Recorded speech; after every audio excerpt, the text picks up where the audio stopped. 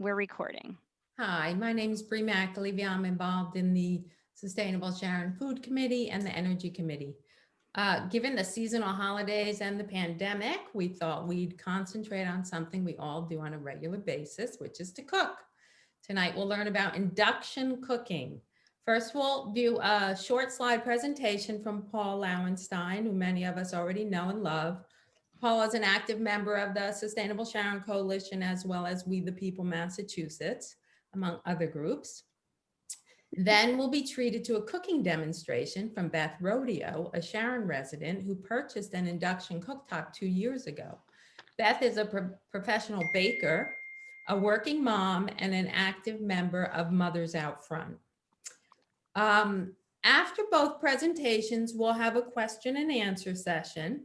So sit back and enjoy. But that being said, if you have any questions that come up and you want to put them in the chat, we'll monitor that a little. But if you just want to save your question and ask it later, that will be available too. So enjoy. Paul? Okay, yeah. I have to make sure that you can all see this. Let's see if everyone should be able to see a pie chart now. Is that correct? Yes, good. Okay. Sharon set a goal of 0 emissions by 2050. Reaching that goal will require switching from fossil fuels to clean energy sources. To minimize the number of solar panels, wind turbines, and batteries that we will need to supply that energy, we must also find ways to reduce our energy usage. About 4% of the total energy budget of a typical household is used for cooking. You see the word cooking with a blue rectangle around it. Note that the biggest opportunity for shrinking the carbon footprint of your home is heating, which can be addressed with a heat pump system powered by clean solar or wind electricity. How does induction cooking work? Well, it provides direct heat to the cookware, which then passes the energy onto the food. Instead of a heating element, induction cooking uses magnetic flux to heat the pot or pan. Note that the egg in the cutaway frying pan is cooked, but the other egg that's sitting directly on the induction range top is not cooked. You can actually place your hand on the cooking area after lifting up a hot pot. This is a safety feature, especially in homes with small children. Keeping an induction cooktop clean is easier because food that spills on it does not melt or burn. Induction cooking is more energy efficient than conventional technologies. When cooking with gas, about 50% of the energy is wasted. With a conventional electric range, about 30% of the energy is wasted. With induction, only about 10% of the energy is wasted. Induction ranges boil water and cook food in about half the time as conventional gas or electric ranges. Depending on how much cooking you do and how much you value your time, this can be significant to your lifestyle. You may have to prepare all the ingredients in advance because you won't have as much time to chop the onions while the pan heats up. Induction cooking affords precise temperature control, which leads to more predictable results. And I would add here, you see the range top there, that's induction, but the oven below, with induction ovens, the oven is just a standard electric oven. It's only the top that's induction. Let's see, 15% of the built-in cooktops in the US are induction. The other 85% are mostly gas or conventional electric. Growing demand for time-saving and energy-efficient cooking appliances is driving demand for induction cooktops, according to a September article in Business Wire. Induction ranges can cost upwards of $1,000, not including the cost of new pots and pans made of cast iron or stainless steel that sticks to a magnet. That cost cannot be justified based on energy savings alone, but in today's fast-paced world, the time savings of induction cooking can help cost justify the investment.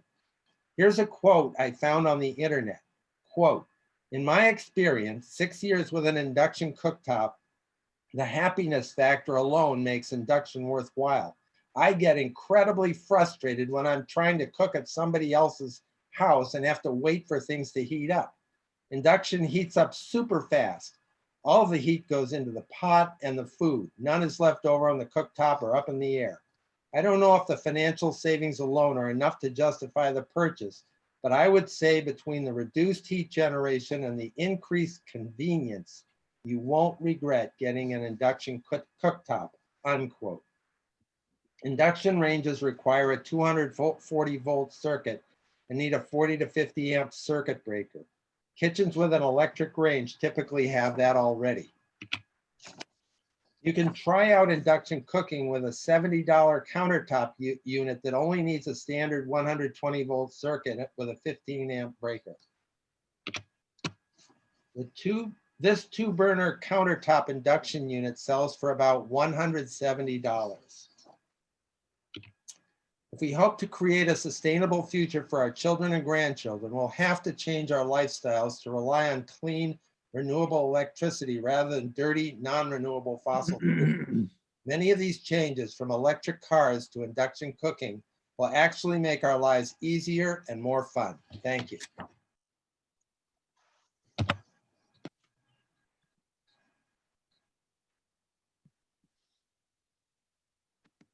Okay, that's all the presentation. I guess, Bree, you want to take it from here, or Beth? Whenever Beth's ready, she can go. I mentioned that Beth is a member of Mothers Out Front. They're a really great group. If you don't know them, feel free to look them up. But they're running a campaign for induction cooktops and people making the switch. So I just pasted a link to that in the chat. So if anyone's interested, there's a link to a coupon. And also on that page, there's also information about the health. So Paul talked about the financial and sort of like time benefits, but there's a lot of health benefits too if you're switching from gas to induction. So there's information about that as well. Okay, what I'm gonna do is I'm just gonna do a stir fry, and I want to show people how fast it is, basically, because I fully second everything Paul said. It's really awkward to not be able to see everybody. That's Neil here. How it's so fast that when I first got it, I remember I made my cup of tea in the morning and I almost burned the house down. Like I walked away thinking I could treat my morning like I could, and it's so fast. I literally I put the kettle on and I stand there and then I pour it. So I just poured 2 cups of cold water from the tap, and I'm gonna put it on. And one thing I want to show you while that's starting, I'll put my rice into. Is that I bought these silicone pads for it so the cast iron wouldn't scratch my surface. They're not really meant for this, as you can see, but they work fine. You just have it, like anytime you're cooking, don't walk away from it. But this way I didn't have to change my pans out. So I'm gonna boil this, and it's literally already boiling. I can feel it. And then when it's much closer to done, I'm gonna just stir fry. Just like Paul said, I had to prep. I have vegetables, I have sauce, I have peanuts, and that's it. It's gonna probably take about 10 minutes, so there's gonna be some downtime here. If people have questions about my stove, or if have questions for Paul or Bree. I was a little bit curious about why we think it's so much more popular in Europe. I know for some trends we're just behind here, but yeah, I know it's much more common in European kitchens to find this. Did you come across anything, Paul, in your? Well, I guess I'm gonna say something here that make you laugh, but today the Europeans are ahead of us on bidets too. And we just got one today. We're gonna try it out. So Yep. That's the other end of the equation. Yes, indeed. Bree, the Europeans, they are much more energy conscious over there. That is the crux of it. I mean, energy over there, I believe, is much more expensive than here. It just falls into that category. I mean, their heating systems are much more efficient than our heating systems, and many other things related to energy efficiency. It's boiling down to that. And so Beth, I know you got this when you redid your kitchen recently, is that true? So that's like a good time to think about this, like electric cars, we should all have one, but are we all gonna run out and get one? Probably not, but when you go to buy a new car, it's probably something Sustainable Sharon members are gonna think about.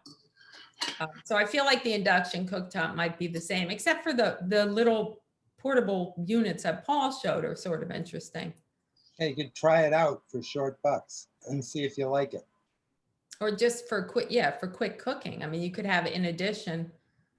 How much were those, Paul? Did you? The single burner was 70 bucks and the double burner was 170. So you buy it, you try it, then you get a full blown oven and give the induction cooker to your nephew who's in college, something like that. You know, that way you can do a two-step trial of induction cooking.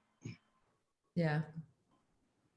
Beth, Yes. I have a comment. I have an induction stove. I'm David Green, by the way. I live in Dover, but I was invited to this meeting and I'm really happy to see everyone. I'm part of a different 350 mass node called Upper Charles Climate Action, which basically does the same thing as you guys do. And one of the things I'm really interested in is figuring out what people do differently on different calls. This is very interesting. We've never had a cooking demonstration in UCCA. We've never had a reading group either, which I think is a great idea that I think Paul sent around, which is a great idea. I'm hoping to join that. Yeah. So I think this is great. There's some sort of cross-pollination between the groups. Anyway, back to stoves. So when I grew up in England. I'm sorry, I don't have a perspective on European cooking. I've been here for 30 years now. But when I grew up in England, my mum cooked on gas. And gas was sort of, it was the cool thing to cook on. It had the instant control over the heating. And then when I came to America, and our first house, the house we're in today, had an old-fashioned GE ring burner stove, you know, with like the 4 rings of the spiral things.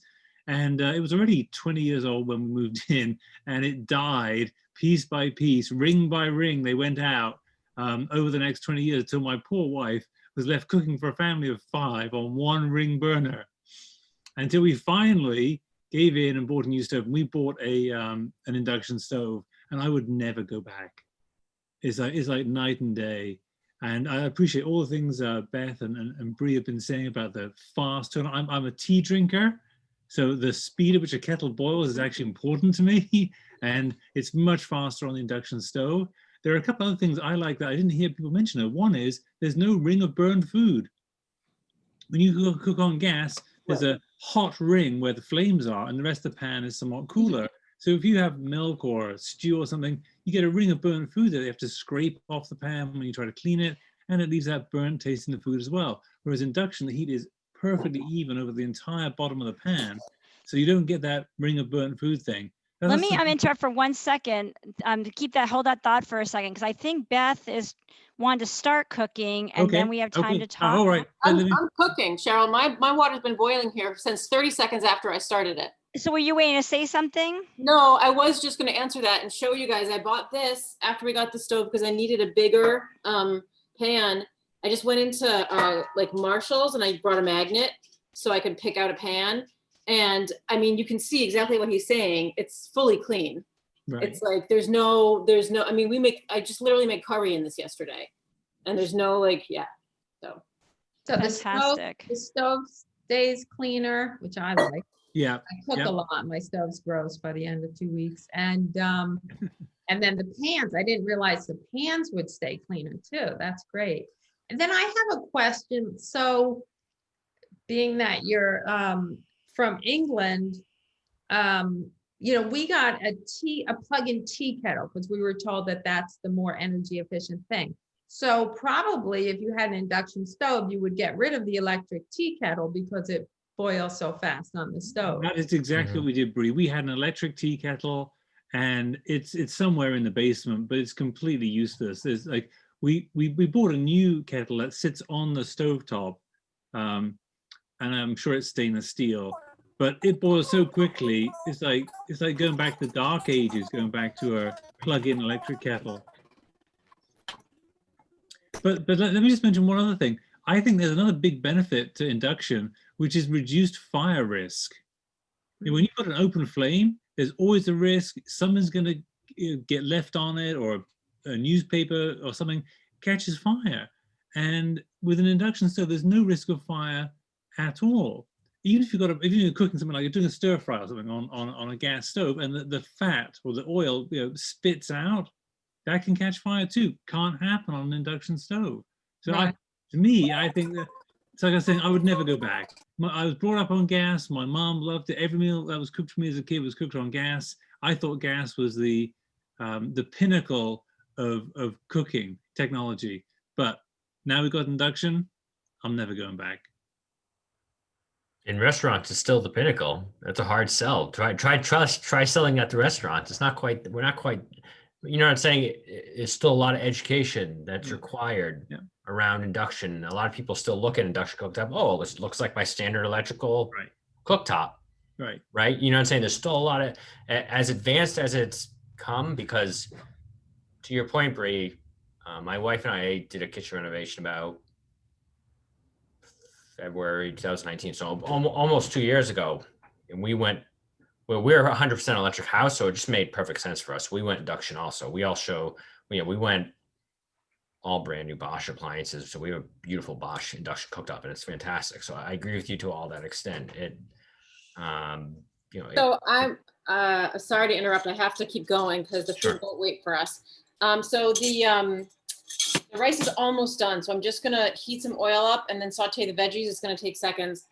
And I did want to say too that part of the Mothers Out Front campaign is they partnered with a chef who I guess is a judge on the Iron Chef, who I don't watch cooking TV, so I don't know. But and so part of the goal of that campaign is to kind of dispel that myth that like gas is like the professional chef's kind of thing. And there's a bunch of videos on the site with demonstrations of him using the induction. So Hey, Beth, I have Artie Crockett here. Beth, I have a question. Adding those silicone pads, did that or does that change the cooking time? It does a little, I will say, that it's what happens is that because it's the magnets work by the contact on the stove, that what happens is if the pan and the pad aren't the same size, what you have is a cooking area inside the pan. And maybe not like 100%, but like that's the hottest part of the pan, whereas opposed to if when I use this one, which I don't use a pad with because it doesn't have a scratchy bottom, that's fully evenly heated, but the pad will have like a section if it's not the same size. So it does. Yeah. I mean, basically it's proximity to the magnetic flux. Right. Yeah. And actually what's happening is even that tiny bit it's raised on those super thin pads, the rest of the pan that's not directly touching doesn't get hot as fast because it's not connected. It's got a little tiny space of air between it and the surface. So the pad should be as big or bigger than the pan. Yeah, exactly. So like the rice is cooking on a bigger pad. This is cooking on a slightly smaller pad than the pan itself. And it's really, for something like this, it's negligible, or for something like if you're boiling, it's negligible, but you can tell that that's what's happening. So if you can, instead, if you want to go with something like these, then you don't have to worry about that. But for the cast iron, I'm just not ruining my nice cooktop. So it's worth it to kind of just work with that a little bit. Yeah, I don't think it slows it in the sense that it takes more time to heat up. You saw the rice was boiling. Literally, it was like seconds. Yeah, so that's the answer, is that it's more about the fact that the pad is creating like a contact with between the stove and the pan. I would say the stores are now, like in Marshall's, it's mostly induction cookware nowadays. Interesting. Yeah, so I guess the prices will come down, but I know a lot of us do have nice cast iron, and I do like to cook on cast iron as well, which is pretty flat, but I guess it can curve up. Well, yeah, it can get all bent. You have to bang it out if it changes.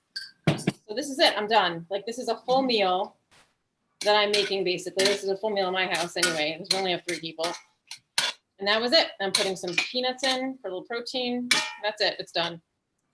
I didn't time the rice, but so what would the rice normally take, or what does the box I mean, say? it depends. It obviously depends on how much you're cooking. I'd say I cooked some. So I did some this morning for something else, and I actually did time it because I had said to him it took 10 minutes. It took 10 minutes because the rice itself takes about 10 minutes, and it takes almost no time to heat up the water. I mean, the water boils so I can't. Like I'm telling you, when I had my first cup of tea that morning, I almost cried. I was like, this is brilliant. I barely have to wait to get caffeinated. So Beth, do things taste the same? Like if you need to caramelize onions, Oh yeah, definitely. they taste the same? Yeah, there's no difference. Well, that's an interesting question, Kathy, because caramelized onions, I guess you're thinking really the slow cooking is what sets that sugar. So let me show you this. So now that I'm not worried about anything burning. This is what my like sort of programming area looks like. And if I press this, I get P, which is like the most powerful. That's only on for so long. That's what I had it on to boil. And then you turn it down and like you get to know your numbers really well. So like I can tell you on my stove, if you want to cook a grilled cheese, use a 7. You know, I mean, so like you just get to know that. So like when you're caramelizing onions, I'd start it out like in the middle and then move it low or something like that. So it's just, you just kind of get to know it the way you get to know anytime you ever cook something. Like your favorites, you'll figure it out. So you have very precise control over the temperature. Like down to like, I'm telling you, don't cook your grilled cheese on an 8 or a 6. Like really, like it's really precise. That's great. And then I have a question that Dave sort of brought up, which is, what if you put a pan with nothing in it on high and left it? Oh, I can tell you, because I've accidentally turned on the wrong burner before. It smokes, and then you say some cuss words and you run and go turn it off as fast as you can. Okay. That's the pattern. It's not smart enough to know, oh, she forgot the food again. Oh, but if you turn on, like, so unlike a different kind of cooktop, if you turned it on and there was paper on it, it would just blink and tell you it's not turning on because it doesn't detect any metal. So that's the difference there. It can't tell that there's an empty pan, but it can tell you that there's something, like it's on, but it's not detecting anything. So it won't like light paper on fire. It won't, melt plastic or something like that. Yeah. Beth, it was my understanding that there are induction cooktops where there are safety sensors for temperature where it'll actually turn itself off and sense that it can sense that because of the high temperature, it can sense that there's an empty pan, for example. Yeah, I have to say it's possible that mine does that, and I've just never like gotten to that point because I figured it out real fast that it was, because it doesn't take long because it's so fast for it to start smelling, like if you walk away for a second. And I got like more in that $1,000 range that Paul was talking about, not because you can get pretty expensive ones. You can get ones that are a few $1,000s. Mine's on the lower end. So it's possible it doesn't have that. It's possible and it does. And I've had the fortune to have figured out my mistake really fast. Great. Does anybody have other questions? I just have a question on pots. So you can use cast iron, Mhm. or you can use pots that are specifically for induction cooking. Kathy, all I did was I took my New York State magnet into Marshall's and I put it on every pot until it stuck. And I said, that's the pot I'm getting. And it works great on my stovetop. It has to stick to a magnet. That's the, Right. So if it's cast stainless iron too. steel, maybe a stainless steel Yeah. pot would work. Yeah, stainless steel works, Stainless steel Kathy. does. Stainless steel works. It Copper would depends on not the though. mix. If it has a lot of aluminum in it, it won't work. Right, I tried some of my pots and some of them stuck and some of them didn't. Even though they're all stainless steel. It's not you can't tell by looking, you need a magnet. How about my mom's Revereware that I haven't been able to kill in the last 50 years? Try a magnet on it. Yeah, that's the only thing to do is you literally just get a magnet and you see if the magnet stays. And I noticed that on the pots and pans in the store, they have a very thick bottom, which I assume helps keep it very flat. So is that important to have a really flat surface? Like some of our old pots and pans might not be exactly flat on the bottom. Yeah, for the same reason that it changes the cooking to have the tiny pad underneath it, that anything in direct contact with it is going to heat up at the same even rate. and anything outside of that, or like the sides that go up, those will heat up slower. So if I was cooking something very quickly in the small pot I use for the rice, I could have touched the top, but because it was on for 10 minutes, the whole thing heated up. So it just takes time for it to get to the other places. Great. Any other questions? I don't see hands. I don't see anything in the chat. Just one comment. If you have a beautiful farmhouse kitchen with those French copper pans hanging from the ceiling, it won't work.